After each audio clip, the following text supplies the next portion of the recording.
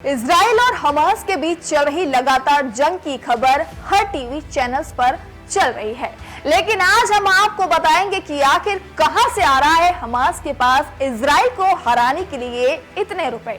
नमस्कार, मैं मानसी जैन स्वागत करती हूं आप सभी का दैनिक हिंट पर।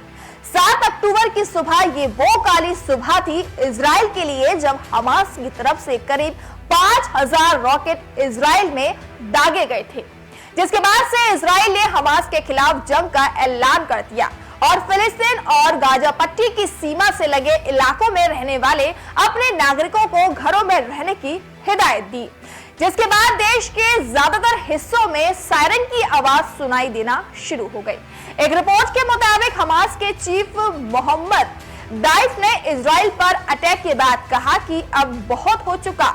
इजरायली कब्जाधारियों ने हमारे नागरिकों के खिलाफ सैकड़ों नरसंहार किए हैं, उन पर जुल्म ढाए हैं। हमने पहले ही दुश्मनों को चेतावनी दी थी, लेकिन वह नहीं माने।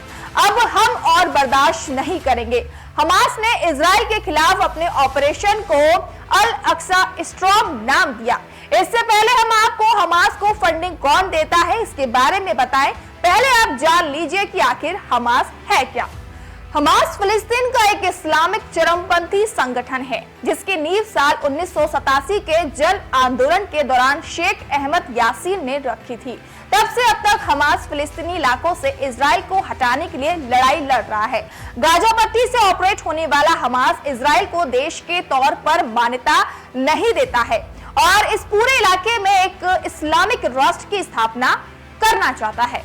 आपको बता दें कि हमास के संगठन में आखिर कितने लड़ाके हैं, इसका ठीक ठाक अंदाजा अभी नहीं लगाया जा सकता है, लेकिन हाल ही के दिनों में हमास की रैलियों में हजारों की संख्या में लोग इकट्ठा हुए थे, जिनमें खासकर नौजवानों की संख्या अधिक थी।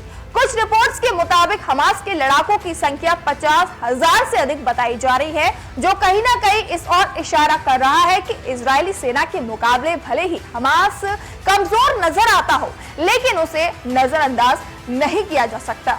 हमास रॉकेट से लेकर मोटार्स और ड्रोन अटैक जैसी क्षमता से लैस है। हमास की एलिट यूनिट को कॉर्नेट गाइडेड एंटी टैंक मिसाइलों का इस्तेमाल करते भी देखा गया है। ये संगठन ज्यादातर हथियारों का निर्माण गाजा पट्टी में ही करता है।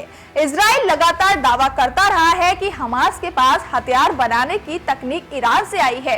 वह इजराइल का दावा है कि तमाम इस्लामिक मुल्क हमास को फंडिंग करते हैं। सबसे बड़ा नाम कतर का सामने आता है। एक रिपोर्ट्स के मुताबिक अकेले कतर हमास को 1.8 अरब डॉलर से ज्यादा की मदद दे चुका है। हमास के समर्थक दुनिया भर में हैं और उसे ठीक ठाक डोनेशन भी देते रहते हैं। तो आपको हमारी ये रिपोर्ट आखिर कैसी लगी, हमें कमेंट सेक्शन में जरूर बताएं और इसी तरह की तमाम खबरों से जुड़े रहने के लिए हमारे चैनल को सब्सक्राइब करना ना भूलें।